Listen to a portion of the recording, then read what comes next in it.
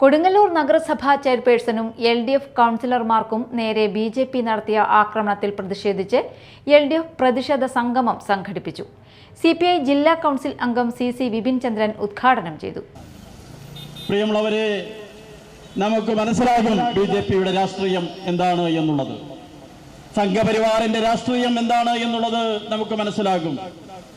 അവിടെ പട്ടികജാതി വിഭാഗത്തിൽപ്പെടുന്ന ചെയർപേഴ്സൺ ഇരിക്കുമ്പോൾ ആ ചെയർപേഴ്സൺമാരോടുള്ള അസഹിഷ്ണുത BJPയുടെ പ്രത്യയശാസ്ത്രത്തിലുണ്ട് എന്ന് ഞങ്ങൾക്ക് മനസ്സിലാകും. എങ്കിലും ഒരു നഗരമാതാവിന് ഇങ്ങനെയൊക്കെ ചെയ്യാൻ പാടുണ്ടോ?